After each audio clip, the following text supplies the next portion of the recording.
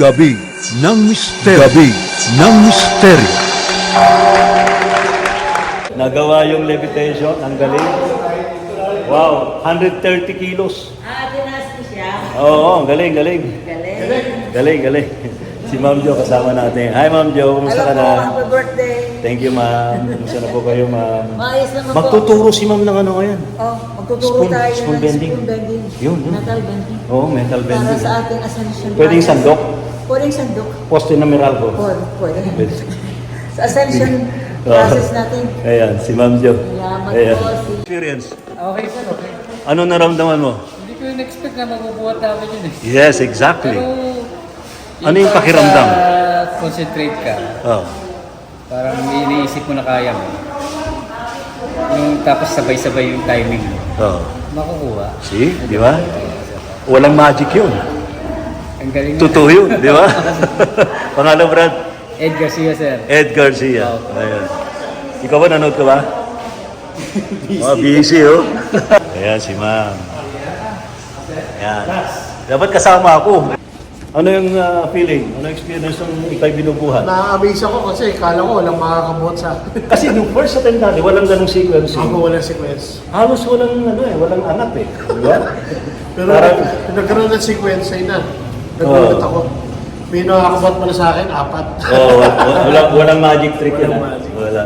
Ikaw, Baron CJ, ano naman ang experience? Ayun, nakaka-amaze kasi di ko alam na kaya palang mabuhat niya Master J. 130 kilos yan, ha? Opo. Ha?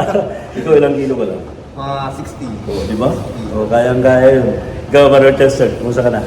Hello po. So, magical po nung nangyari sa amin. Oh.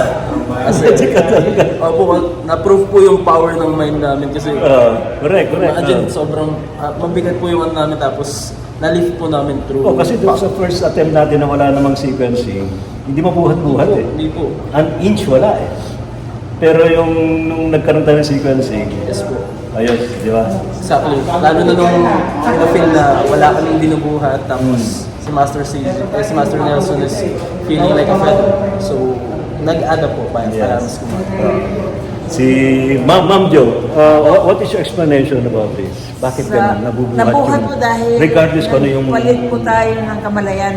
Yung binubuhat ay pinalitan natin yung kanyang bigat ng isang napakagaan na bagay. Nagawa ko na rin po yung maraming beses. Oh. Isang sheet ng papel, 3 sheet ng newspaper ay nabuhat po ako din. Kaya naniniwala ako sa yung mind power para mapalitan ang ating kamalayan. Ayan. Salamat, Ma'am Jo. Ayan, nasa atin din dito si Brother Elias. Brother Elias, yung panahon ni Sir Jimmy, nagawa rin natin yun. Opo. Iba, pwede rin palang magawa ulit sa Oo naman. Na-concentrate. Parang Basta gawin mo lang yung yung sequencing, yung rules. nasa isip lang talaga. Oo. Pag na-focus mo, try and try. Nagawa nila nagulat din ako. Sabi ko, ang maganda pa yung medium nyo talagang XX. Oo, di ba? XXX. Talagang minimagine niya na siya'y feather. Napakagaling, Feather na napakagaling. feather. Galing magturo nito ni bro. Happy birthday ulit. Thank you, bro.